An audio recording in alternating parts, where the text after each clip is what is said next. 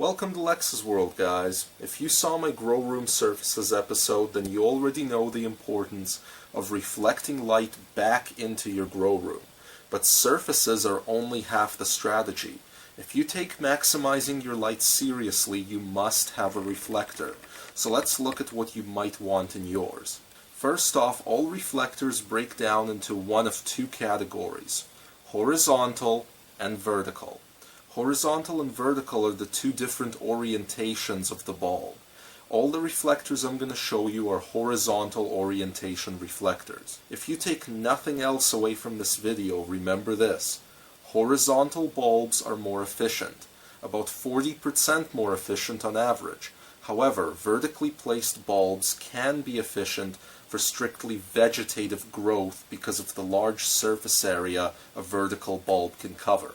Reflector bulbs tend to be connected either into a wall outlet or into a ballast like these ones are meant to be. Depending on the brand of reflector, it might be pre-wired for either or, meaning either a wall outlet or a ballast, or they may not be pre-wired at all. But changing plugs on a cord is a simple electrical job that you can learn off of any YouTube video. Now let's look at a few different kinds of reflectors for you guys. This is a common wing reflector. It delivers a lot of light, evenly, with very few hot spots. It's inexpensive and very lightweight. Some of these reflectors come with a cover below the light that allows plants to come closer.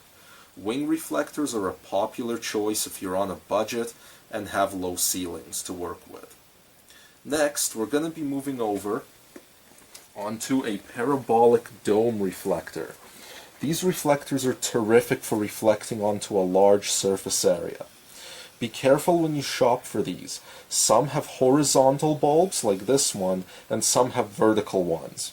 These are still very lightweight, but some assembly is required, and they take up quite a bit of ceiling space, as you can see. Next, we have ourselves an air-cooled hood reflector.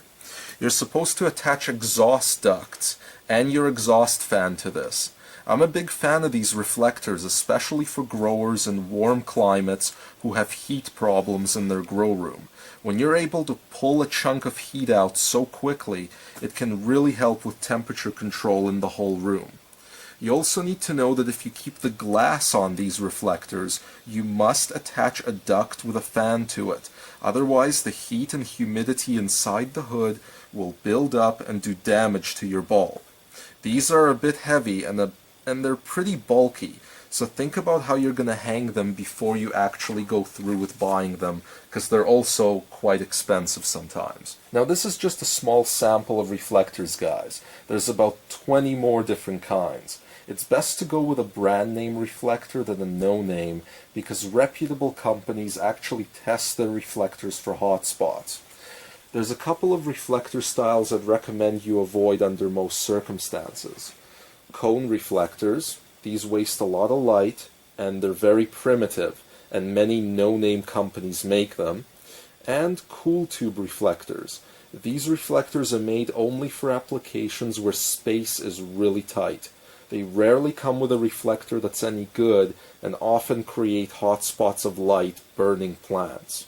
Well, guys, that's the show for today. I hope you liked it. If you did, be sure to hit the subscribe button and the like button below.